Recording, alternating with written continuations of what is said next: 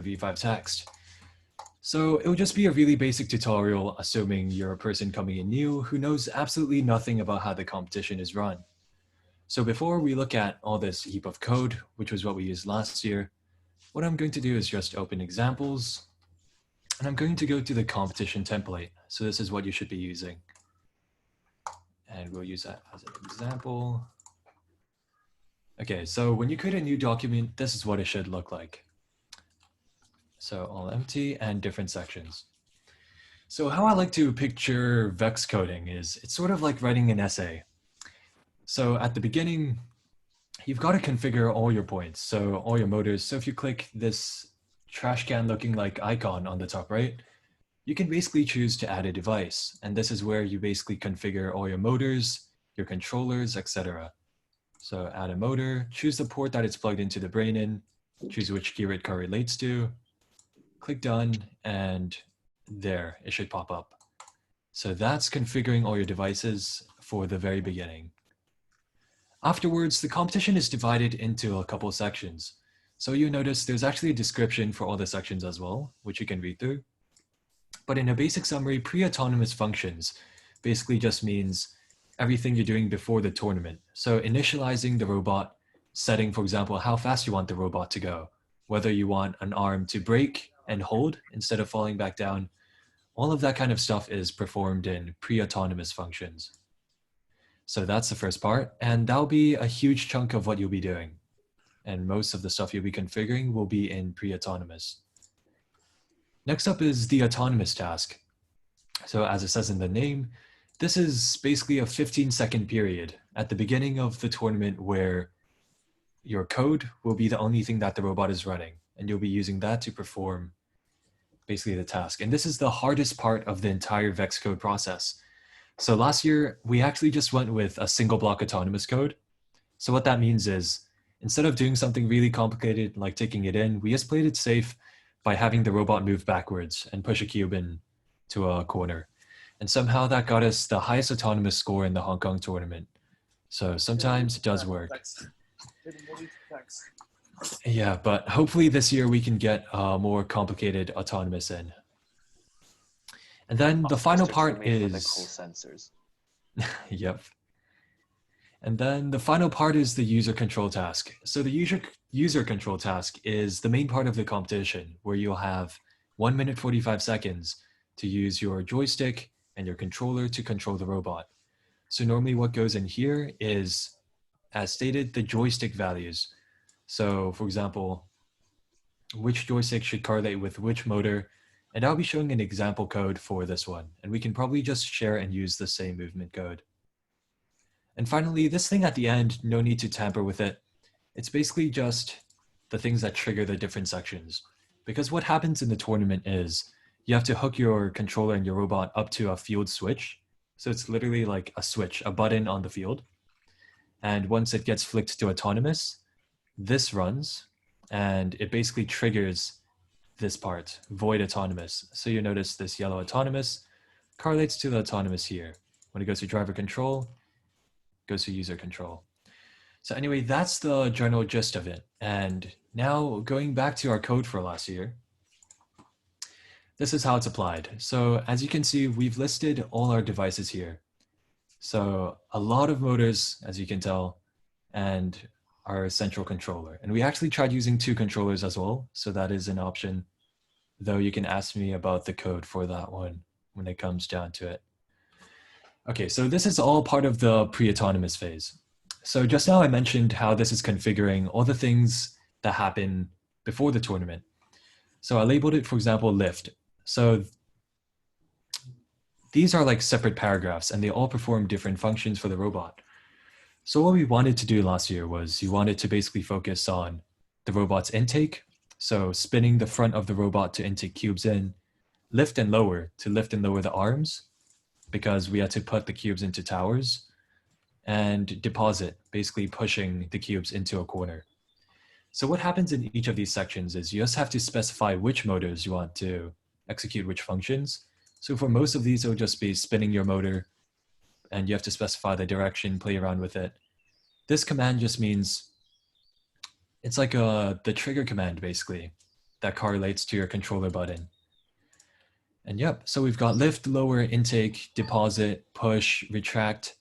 And this was an experiment I did where basically instead of just spinning it on a button press, you spin it for a certain amount of degrees. So you can have it go to a set position every time. But that one was a bit wonky because once it gets stuck, it basically just gets stuck forever. So we didn't end up using any of the push set, lift high, and lift lows. Now for the rest of the configurations, here's a big stack. So this is still the pre-autonomous phase. So the initialization is where you set the velocity. So this is the speed that the motors are running at. And then set stopping is, as I mentioned, the brakes for your motor. So setting it on hold basically just means when you lift your arms up, the motor basically freezes and holds it in place. So as you can see, you have to set quite different velocities for each parts of the motor. The intake has to go really quick, the base goes slower, etc. You can also set max torque, which is the amount of power that goes into it. So for lift motors, you generally want it to be at really, really high torque. Otherwise, this is just a callback function that correlates each controller button with each paragraph, as I mentioned above.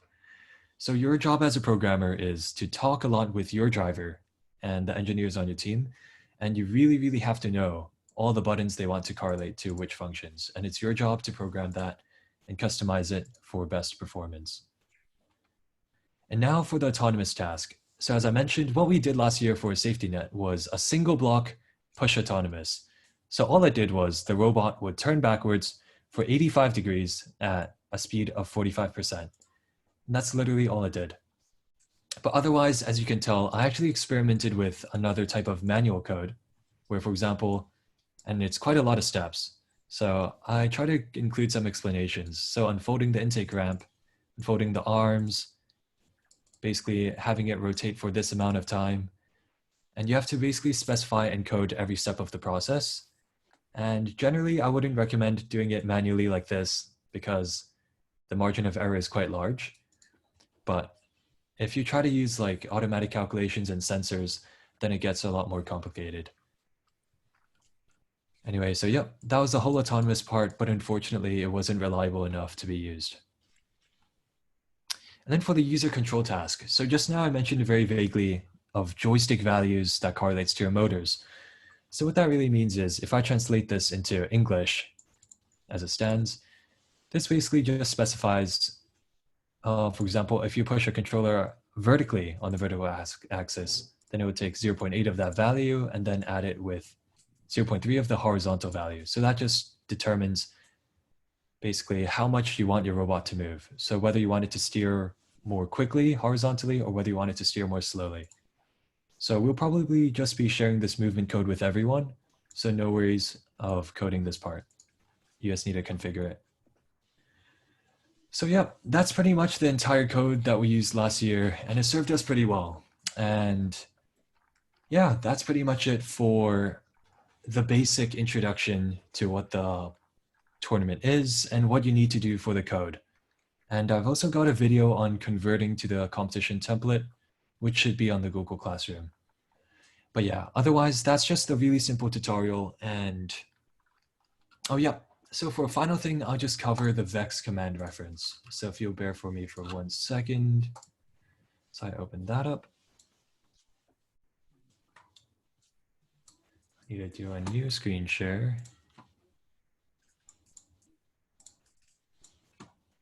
Yep, so on my screen currently, you should see something called the VCS Command Reference.